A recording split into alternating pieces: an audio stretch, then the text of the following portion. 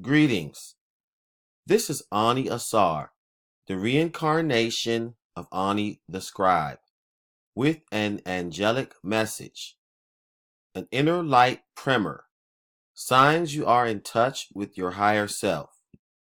You have seen the videos from the collectives, the guardians, the councils, and higher self talking about the higher self. You have heard the names soul identity, oversoul, avatar, and Rishi. The following is a primer for the newly ascending and a refresher for the ascending masters. The following are a few signs that you have embodied at oneness with your higher self. Uncanny instincts and clairvoyance. You always seem to be in the right place at the right time. Oftentimes you miss dangerous situations on your job, especially if you work in blue collar or construction trades. For the office worker, you are able to dodge a lot of the drama on your job, avoiding the gossip and water cooler BS.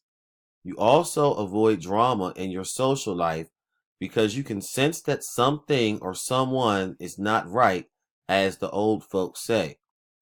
You listen to that voice within you and you realize that it is correct all the time. And when you listen to that voice, the results are uncannily positive. You are able to see things before they happen and avoid the pitfalls many people around you are falling into. You are attracted to like vibrations and frequencies. You also repulse negative energy. You have started to be more attracted to certain frequencies and repulsed by others. You have surrounded yourself with positive-minded people and places. The mere thought of going certain places and talking to certain people sets off the warning alarms in your mind, body, and soul. You can feel the bad vibrations in the pit of your stomach. You can feel the warm vibrations of love all over your body when you enter a space of love. You feel okay with being alone. You avoid large crowds as much as possible. You rarely go to clubs, bars, and restaurants. You would rather stay home in the peaceful environment you have created and spend time reading, meditating, and ascending. You spend a lot of time with your family or closer friends that understand you are on the same frequency. I have always lived with other people my entire life. I lived with my mother, father, and sister growing up. I had a roommate in college. I moved back with my mother after college.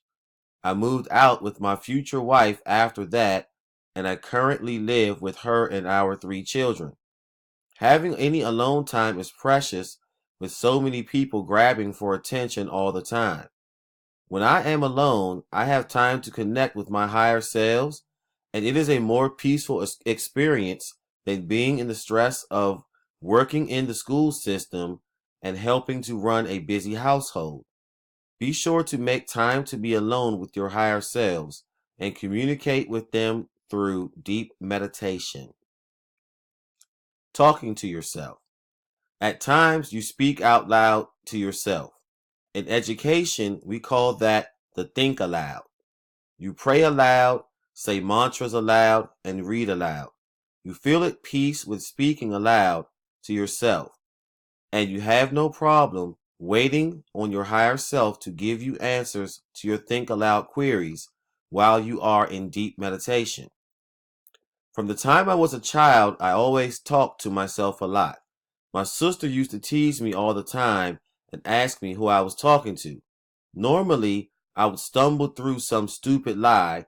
There weren't any other children in the house. And then she would tease me, "You're talking to yourself, you're talking to yourself." Eventually, I realized who I was talking to, and when I meditate on a particular thought construct, my higher self and I have mental conversations. I still talk to myself a lot. Normally, I save it for when I am alone so people don't think I'm loony.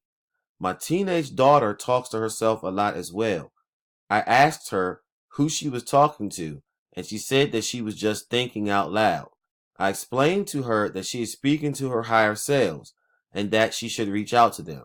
I told her to speak to them by name, Rishi, Avatar, Oversoul, and wait for them to respond during meditation. There are times that I am alone in the house and I can hear them speak out to me out loud, or at least loud enough in my mind that it seems to be audible, especially when I am asleep or drifting off. They are not long, drawn out conversations. They might just say my name or give me some one word direction like stop or listen or speak the name of one of my children that needs my presence, thoughts, or energy. Keep ascending. This is Anya Sar of the Inner Light Network.